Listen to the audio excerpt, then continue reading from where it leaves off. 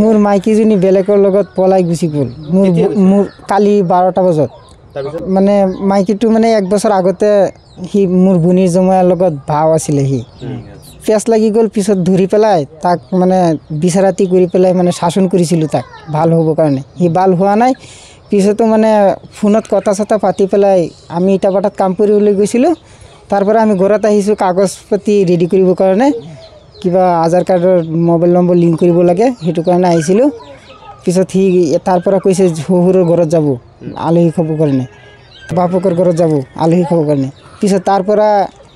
এনেকুৱা কৈ পেলাই ছোৱালীটোক তাৰ আমাৰ শহুৰৰ ঘৰত থৈ পেলাই সি তাৰ পৰা পলাই গুচি গ'ল বাচ্চা আছে 4 বছৰমান হ'ল আমি নানো আৰু তাৰমানে আমাৰ যেন সামান তামান যিবিলাক নিছে সেইবিলাক আমাৰ লাগে আৰু তাৰ ন্যায় বিচাৰ মানে লাগে মোক টকা লৈ গ'লে ৫-৫০ টকা আৰু 12 গুৰি ৰূপা লৈ গ'ল আৰু 4 আনি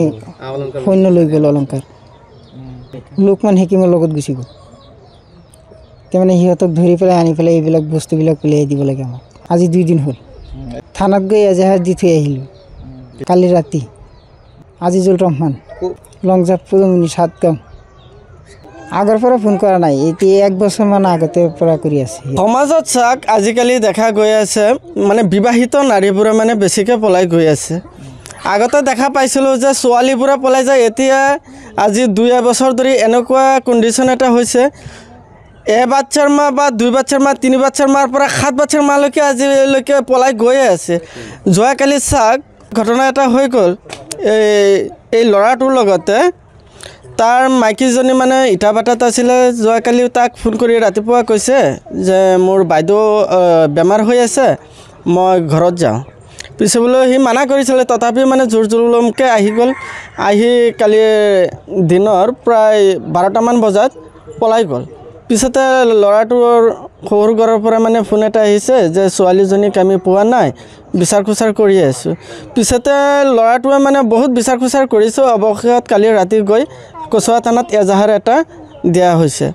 আৰু যোৱা সময়ত ইটাবাটাৰ পৰা মানে ল'ৰাটোৱে 55,000 টকা এডভান্স লৈছিলে টকাটো লৈ উদাও হৈছে আৰু 12 ভৰিৰ ৰূপ আছিলে 4 আনা সোণ আছিলে এইখিনি লৈও উদাও হৈছে গহনা পাতি এতিয়া কথাটো হৈছে কি এই ল'ৰাটোৱে একদম দুখীয়া ঘৰৰ ল'ৰা কিন্তু তাই গৈছে আমি এটাই বিচাৰোঁ তাৰ যিখিনি টকা লৈ গৈছে আৰু যি অলংকাৰ লৈ গৈছে এইখিনি সিহঁতে ঘূৰাই দিয়ক মই আৰক্ষী কচুৱা থানাৰ ভাৰপ্ৰাপ্ত মহোদয়ক মই এটাই ৰিকুৱেষ্ট কৰোঁ আপুনি যি ঘটনাটো হৈ গৈছে এই ঘটনাৰ উচিত তদন্ত কৰি দোষীক কঠোৰতৰ কঠোৰ শাস্তি প্ৰয়োগ কৰক ছোৱালীজনীক যে সৰু পোৱালি 4 পৰা 4 বছৰ বয়স হ'ব এইটো তাৰ নানা ঘৰতে পেলাই থৈ গৈছিলে কিন্তু নানা ঘৰত পেলাই থৈ যোৱাত আজি কি কৰিছে এই ল'ৰাটোৰ যে আত্মীয় আছিলে নগাঁৱতে সেই আত্মীয়ৰ ঘৰত দেউতাৰ ঘৰৰ মানুহে সমজাই দিছে আৰু দেউতাৰ ঘৰৰ মানুহে এই প্ৰায় 2টামান বজাত আনি ল'ৰাটোৰ ঘৰত সমজাইছে অলৰেডি তাৰ শহুৰে আগতে যে 1 বছৰ আগতে যে পৰকীয়া সম্পৰ্ক হৈছিলে এই বিষয়ে তাৰ শহুৰকো অৱগত কৰা হৈছিল তাৰ শহুৰে কৈছে যে এইটো আমি উচিত শাস্তি দিম ছোৱালীজনীকো আৰু ল'ৰাটোকো আমি উচিত শাস্তি দিম এতিয়া সিহঁতে কি শাস্তি দিছে নিদিছে সেইটোতো আমি ক'ব নোৱাৰোঁ এতিয়া মই জনামতে মানে কি এই ছোৱালীজনী যে পলাই গৈছে কিন্তু ছোৱালীৰ বাপেক যে অলৰেডি ইয়াত সহযোগ কৰিছে যিকোনো খবৰৰ বাবে যোগাযোগ কৰক 7099017330 লগতে 7099017110 নম্বৰত